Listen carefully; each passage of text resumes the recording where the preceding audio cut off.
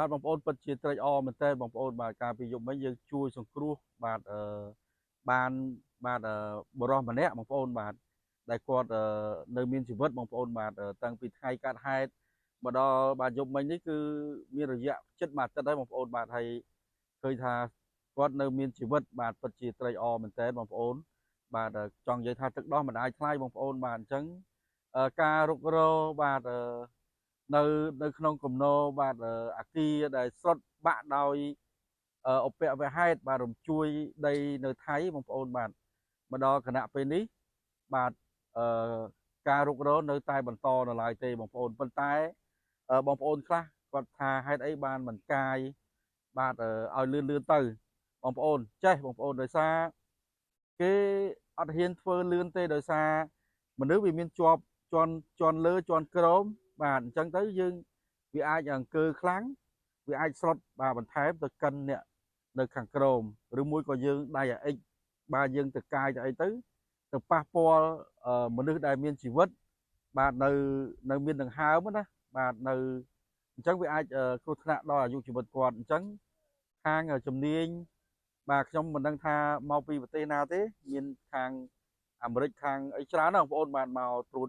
ពិនិត្យគេមក scan គេមកអីដើម្បីចង់និយាយថារកមូលហេតុរកកលឹះដែលអាចជួយសង្គ្រោះបានបាទអញ្ចឹងវាក៏ជាការលំបាកណាស់បងប្អូនអើយបាទគំនរកោខ្ពស់បាទមែនតើបងប្អូនឃើញនៅខាងក្រោយហ្នឹងបងប្អូនដឹងហើយបាទអញ្ចឹងអ្នកធ្វើការទាំងយប់ទាំងថ្ងៃបាទអត់បានសម្រាកអត់បានអីទេបាទតាំងពីថ្ងៃបាទកើតហេតុមកដល់បច្ចុប្បន្ននេះអញ្ចឹងឃើញកម្លាំងអ្នករុករកបាទមិនថាពលករខ្មែរបាទកម្លាំងថៃនិងក្រមជំនាញគឺចុះជាប់ឲ្យខ្ញុំទទួលព័ត៌មានបានបាទខ្លះបាទនៅក្នុងអឺករណីឧបវហេតុនេះបងប្អូនបាទអញ្ចឹងមកដល់ពេលនេះបាទមិនដឹងថាខ្មែរយើងបានស្លាប់ចំនួនប្រមាណឬមួយជាប់នៅក្នុងប្រមាណទេបងប្អូនដោយសារបងប្អូនដឹងហើយបាទខាងគេក៏គេមិនទាន់ដឹងថាអ្នកជាប់ហ្នឹងគឺជនជាតិអីបាទជនជាតិភូមាជនជាតិខ្មែរបាទឬមួយក៏ជនជាតិថៃទេបាទឬមួយក៏ជនជាតិអីច្បាស់ទេទោះបីយើងរកគាត់ឃើញហើយរកឃើញបាទសាកសពហើយក៏យើងមិនទាន់ដឹងច្បាស់ដែរដោយសារគេត្រូវរកតាមរកអត្តសញ្ញាណរកអីបន្តទៀតអញ្ចឹងការអាប់ដេតព័ត៌មាន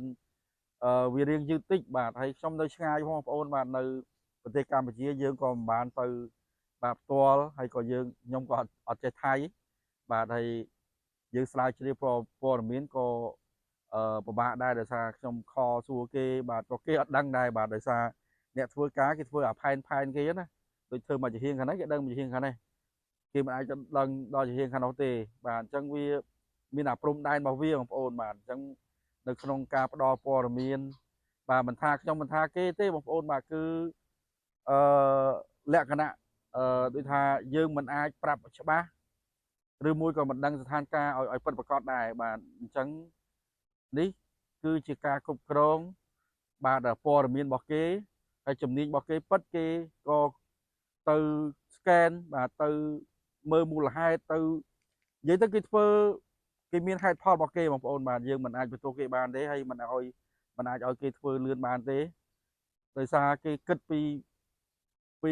ផលអវិជ្ជមានបាទគីឡូមានមនុស្សនៅលើបាទយើងដាក់អាអិចឬមួយស្ទូចអីទៅវាប៉ះពាល់អញ្ចឹងគេធ្វើបដាគេមើលបដាបាទគេធ្វើបដាគេមើលបដាបាទអញ្ចឹងព័ត៌មានថ្ងៃនេះមានតែប៉ុណ្្នឹងទេបាទអរគុណបាទសម្រាប់បងប្អូនជួយ share ជួយ like និងគាំទ្របាទបាទអរគុណជួបគ្នានៅវីដេអូបន្ទាប់